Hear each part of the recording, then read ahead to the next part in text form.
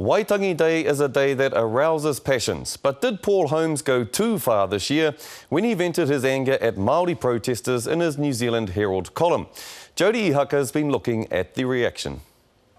Question: is Paul Holmes racist? Answer: yes. In the opinion of many, and for them the evidence is in black and white.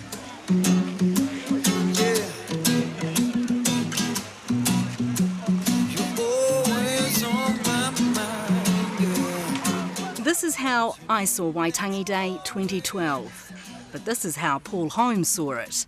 It's time to cancel our repugnant national holiday. Waitangi Day produced its usual hatred, rudeness and violence against a clearly elected Prime Minister from a group of hateful, hate-fueled weirdos who seem to exist in a perfect world of benefit provision. I was in Waitangi to launch TVNZ's inaugural Maori of the Year Awards. Kia ora koutou katoa and welcome to a very special Marae Investigates. Celebrating those who've excelled and enhanced the mana of Māori. People like Supreme winner Piri Wepu and Treaty Sector Prize winner Mark Solomon. I think if anything with the earthquake, what it's taught all of us in Canterbury is that we are part of a community, and what it's brought out in the Cantabrians is that we've actually got to work together to get through the adversity. But this is how Paul Holmes saw the Treaty of Waitangi. This enables them to blissfully continue to believe that New Zealand is the centre of the world. No one has to have a job, and the treaty is all that matters. Maori activists have been honouring the treaty through protest since 1840. 2012 was no different. From the comfort of his New Zealand Herald column, Paul Holmes lashed out as well. I'm over Waitangi Day.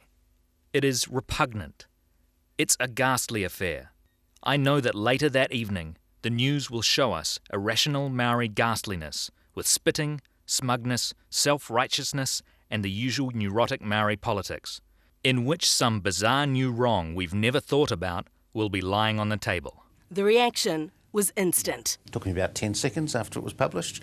I got it on Facebook, I got it in my email, and very quickly people were writing blogs about it. It rather took over the debate on Waitangi Day in lots of ways. Then you read the comments on the article itself, which were pretty disturbing.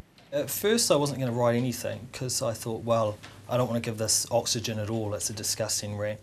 But I sort of mulled over it and I thought, no, this sort of racism can't go unchallenged. I think the whole thing viewed as a whole is offensive. He characterises Māori as fat, lazy, useless beneficiaries. He uses terms like hateful.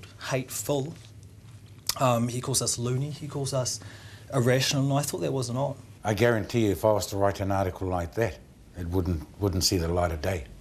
So, yeah, that's Paul's personal opinion, but it's the New Zealand Herald's choice to print it.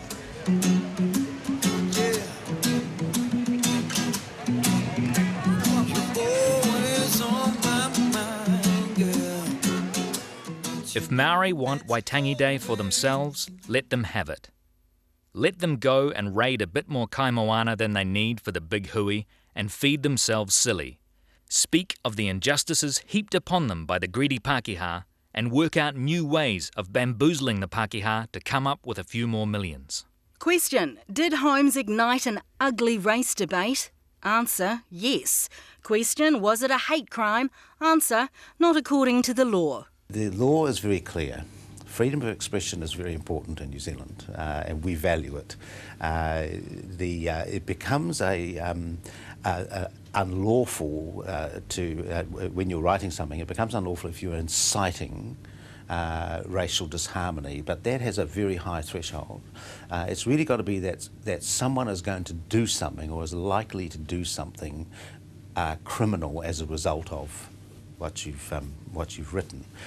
We don't have a hate speech law which says that if things sound hateful, it is unlawful. And actually, where they do have these, it's very difficult to prove. While the Human Rights Commission does have the power to recommend criminal charges be laid, it rarely flexes what muscle it does have. I think in the history of the Human Rights Act, the only person who has been successfully prosecuted for something akin to hate speech under that section of the Act was Colin King Ansell from the kind of neo-Nazi National Front group. It's a bullshit day, Waitangi. It's a day of lies.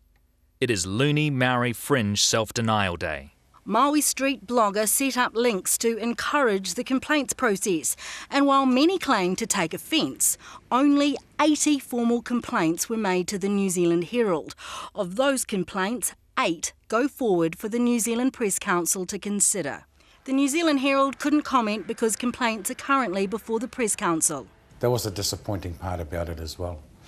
And also the fact that, you know, there wasn't exactly the storm of protest over Paul Holmes launching such a vitriolic attack on Maori in a long and clearly well thought out column in the nation's largest daily, compared to my one word in an email to an individual.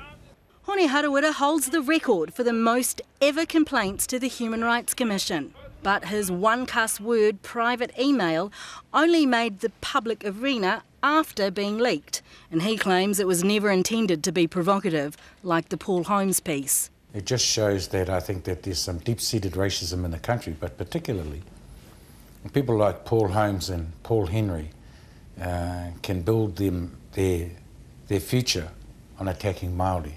I think it shows that the country's in a bad way. The Human Rights Commissioner agrees. You run a risk of doing damage to the social fabric, in a sense. You know, we've had it with Paul Henry, Michael Laws does it all the time, Paul Holmes does it occasionally. There are two things about it that concern me. One is, how can you respect a broadcaster and journalist if he expresses views of the sort that he did in that article? It diminishes his standing as a broadcaster, but it also I think is, you know, I don't know what the right term is, it's hurtful. People who read it, you know, can be left thinking, what is it about me that he dislikes so much? And it seems to be because I'm Maori. Never mind the child stats. Never mind the national truancy stats. Never mind the hopeless failure of Maori to educate their children and stop them bashing their babies. No, it's all the Pākehā's fault. It's all about hating Waiti. The Human Rights Commission monitors reports of racial discrimination and reports on them annually to Parliament. Hone Harawira's white mofo comment caused 835 complaints, compared with the Waitangi Day article, which raised only 16. That Kofi Annan, I've got to say to you, he's been a very cheeky darkie overnight. It's all very well giving a darkie that Secretary-General job. We're not going to be told how to live our lives by a Ghanaian. When Paul Holmes called the United Nations Secretary-General Kofi Annan a cheeky darkie on his radio show, he was forced to apologise. I was trying to shock, I was trying to provoke. I was tired. It didn't work. I have apologised. But not this time. The New Zealand Bill of Rights Act states that everyone has the right to freedom of expression, but it should be exercised in a manner that respects the rights of others.